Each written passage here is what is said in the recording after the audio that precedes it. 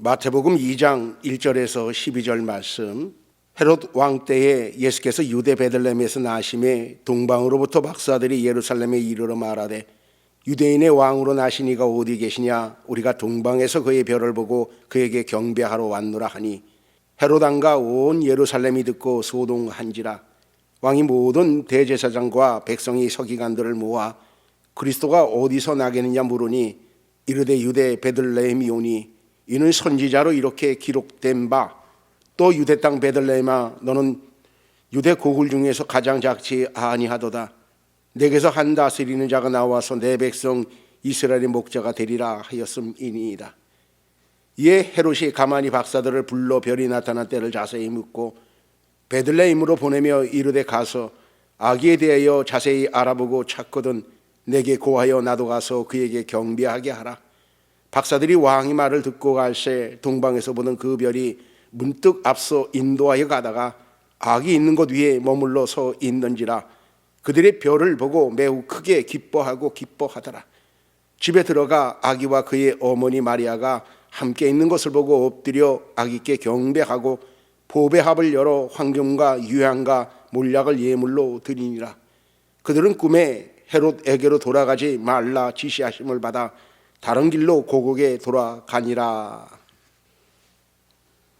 마태복음 2장 1절에서 12절 말씀을 동방 박사들을 인도한 별이 아기 예수가 탄생한 곳으로 곧장 인도하지 않은 이유란 제목으로 말씀을 전하겠습니다. 성경에 나오는 수많은 인물들 중에 의외의 인물이 등장하는데 바로 동방 박사들입니다. 그들은 히브리인도 아니요 그렇다고 믿음의 선조 아브라함과 어떤 연관성이 있는 사람도 아닙니다. 그럼에도 그리스도의 탄생에 때맞춰 등장하여 경배와 예물을 드립니다. 성경에는 그들이 누구인지 그 이름조차도 밝히지 않고 있습니다. 전설에 의하면 그들은 바벨론 또는 페르시아 사람들로 이름은 발타사르, 멜기어로 카스파르라고 하며 직업은 천문학을 연구하는 박사들이라고 합니다. 학자들의 의견에는 기원전 586년 바벨론 제국에 의해 이스라엘의 남유다가 멸망하여 백성들은 포로가 되어 바벨론에 끌려가 그곳에서 포로 생활을 하지만 남유다 백성들은 구약 성경에 기록된 메시아 곧 유대의 왕의 탄생에 대해 간절히 대망을 하였다고 합니다. 그들의 신앙심은 바벨론의 포로가 된 다른 민족들과는 달랐으며 그들이 성경을 믿는 믿음은 매우 컸습니다. 이런 유대인들의 모습은 바벨론과 페르시아에 영향을 끼쳤을 것으로 생각됩니다. 그 후 약 500년이 지난 어느 날 천문학을 연구하는 동방 박사들에게 하나님은 별을 통해 계시합니다.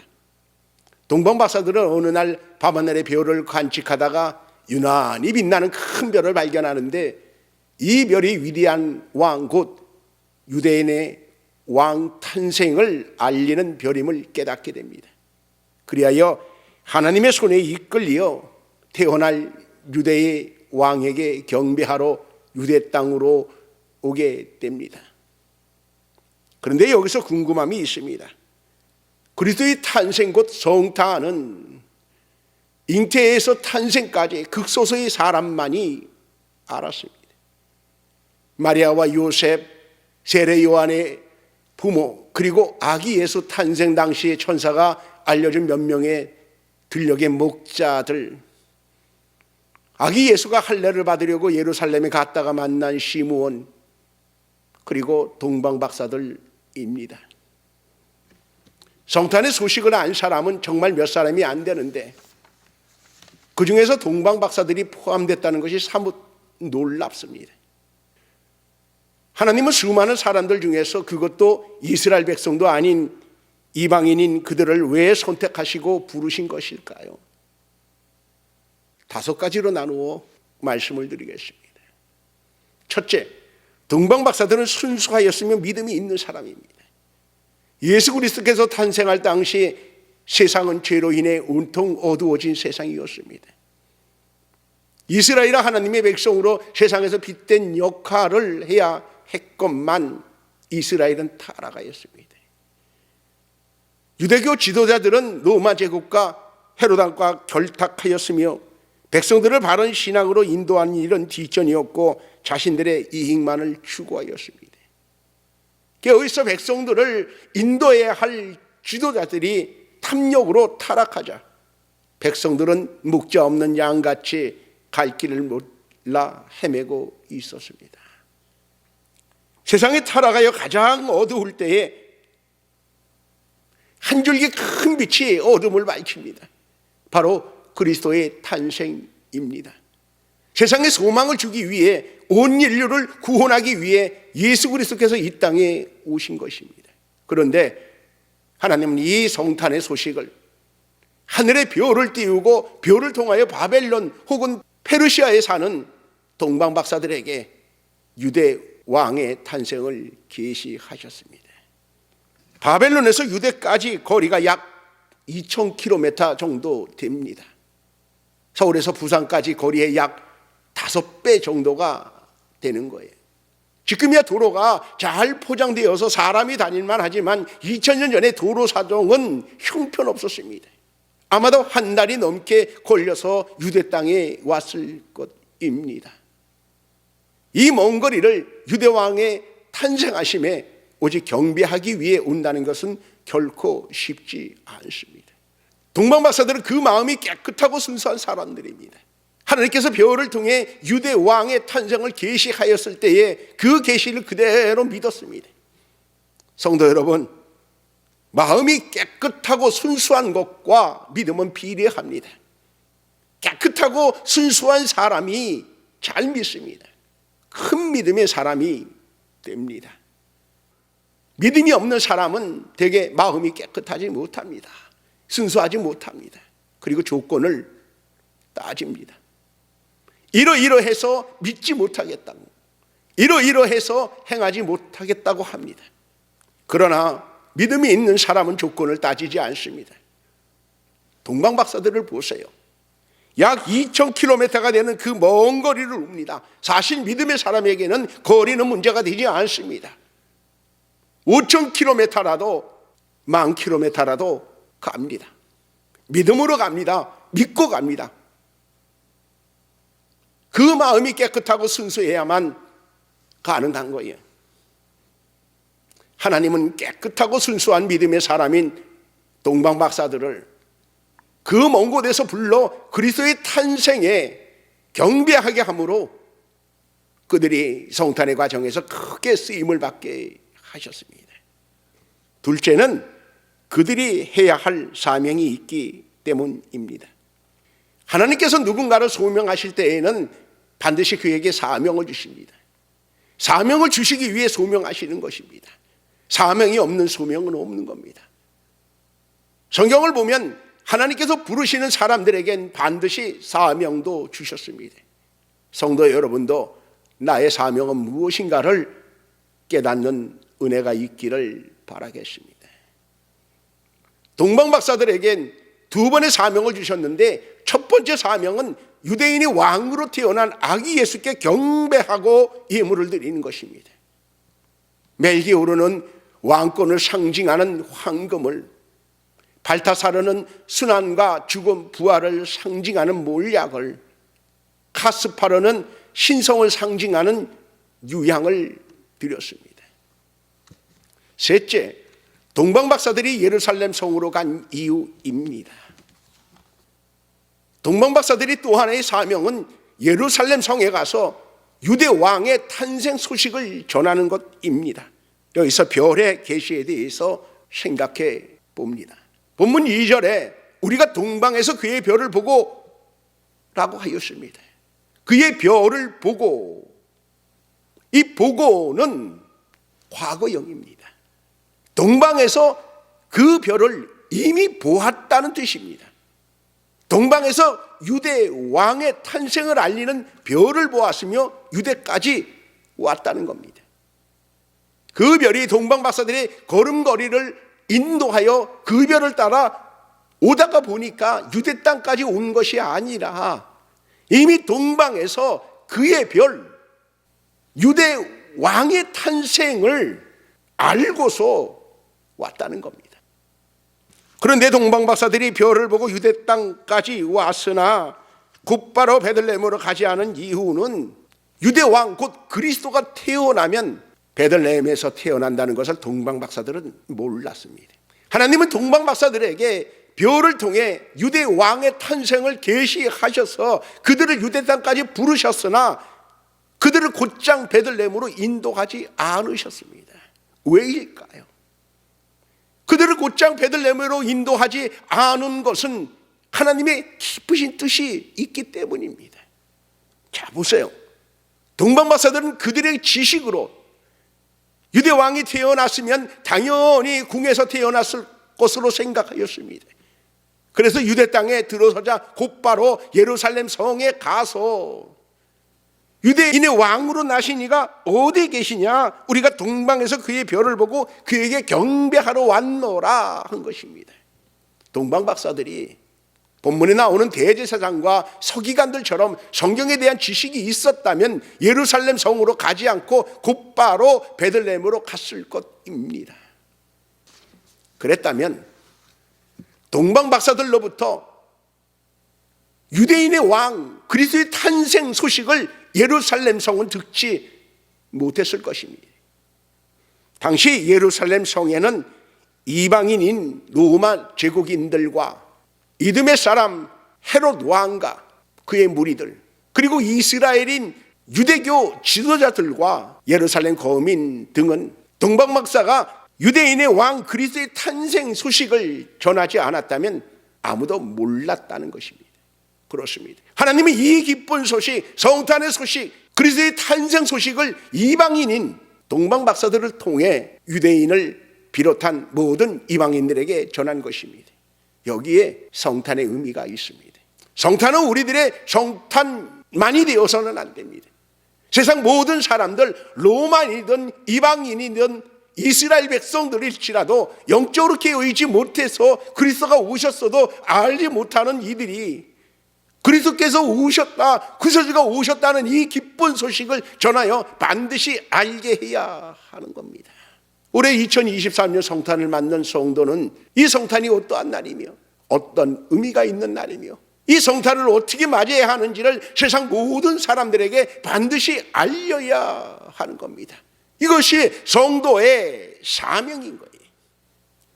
하나님은 그리스도께서 오셨음에도 깨어있지 못해 전혀 알지 못하는 저들에게 이방인인 동방 박사들을 보내어 깨어있어 그리스도의 오심을 맞이하라고 전합니다. 유대인의 왕으로 나신 이가 어디 계시뇨?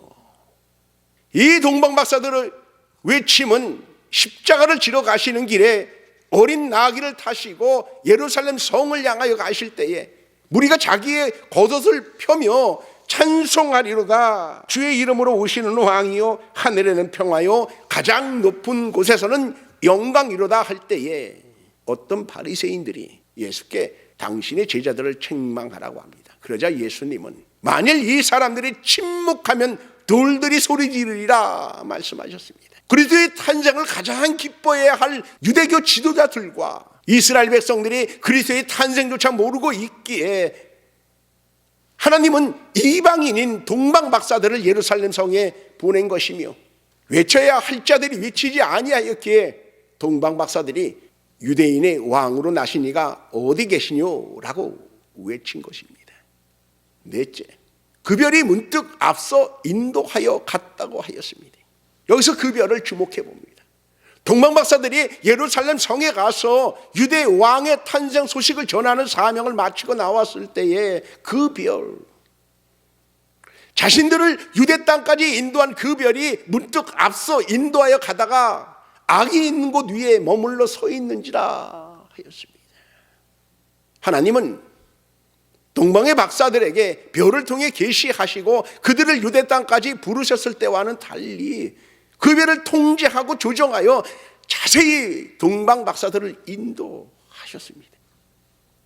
동방 박사들이 별을 보고 매우 크게 기뻐하고 기뻐했다고 하였습니다. 얼마나 기뻤을까요? 오직 믿음으로 이곳까지 왔습니다. 눈에 보이는 것은 없지만 믿고 왔습니다. 그런데 그 믿음이 실제로 결과로 나타난 겁니다. 하나님의 역사하심을 본 겁니다. 그들은 찬양하였을 겁니다. 마음을 다하여 큰 소리로 찬양하며 영광을 돌렸을 것입니다. 그동안의 모든 힘들었던 시간은 다 사라집니다. 베들레헴으로 가는 그 길이 기쁨과 즐거움으로 가득한 채 갑니다. 그런데 그 별이 아기 예수가 탄생한 그곳에 머물러 서 있게 하셨습니다. 어디에 머물러 서 있었던가요? 마붓간입니다. 마붓간 위에 그 별이 머물러 서 있었던 겁니다. 요셉과 마리아는 매우 가난했습니다.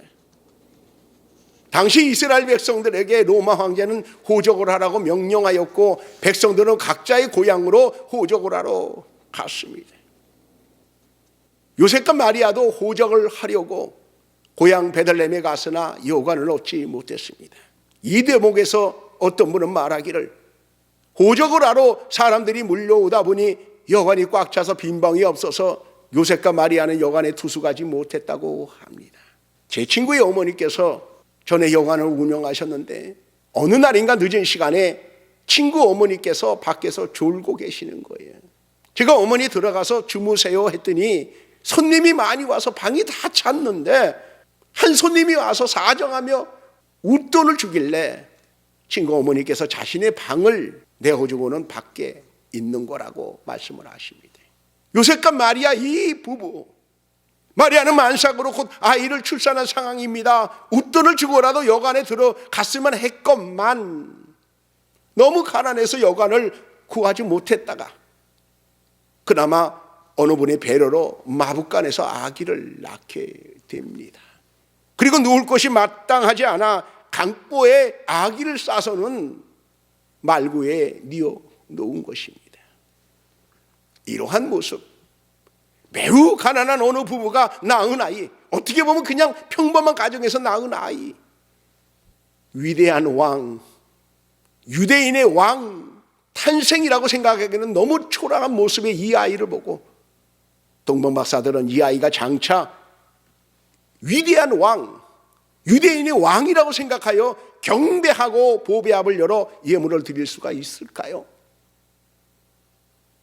그러나 그 별이 마붓간 위에 머물러 서서는 이 아이가 위대한 왕, 유대인의 왕이라고 하기에 동방 박사들은 확신하고 믿고 경배하며 보배합을 열어 이 예물을 드리게 된 것입니다. 다섯째, 고국에 돌아가니라입니다. 동방 박사들이 성탄의 소식을 전했건만 그 누구도 베들레헴으로 가보는 사람이 없습니다. 예루살렘에서 베들레헴까지는 불과 10km입니다. 그들은 동방 박사들을 보면서 성경도 모르는 사람이라고, 어리석은 사람이라고 비아냥거렸을 것입니다.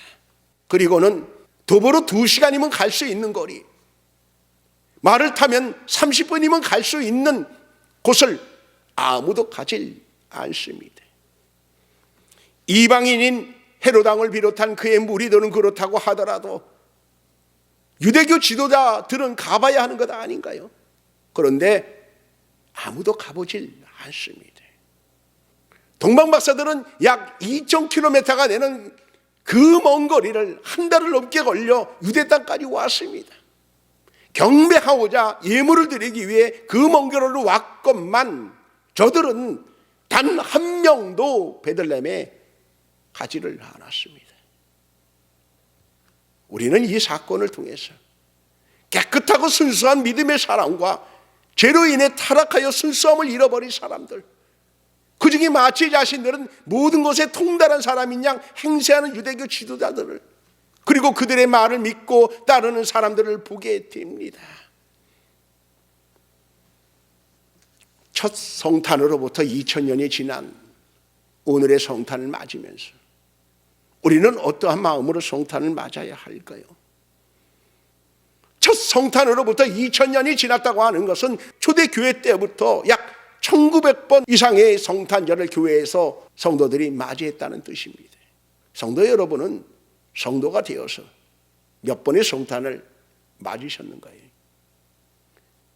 올해 2023년 성탄은 성도 여러분에게 가장 진실된 마음으로 맞이하는 성탄이 되길 주님의 이름으로 부탁을 합니다. 가장 귀하고 가장 의미가 있는 성탄, 그 성탄을 맞이하는 것은 여러분의 마음에 달려 있습니다. 동방 박사는 약 2,000km가 되는 그 먼 거리를 오직 태어날 위대한 왕께 경배하러 온 것입니다. 다른 이유는 없어요.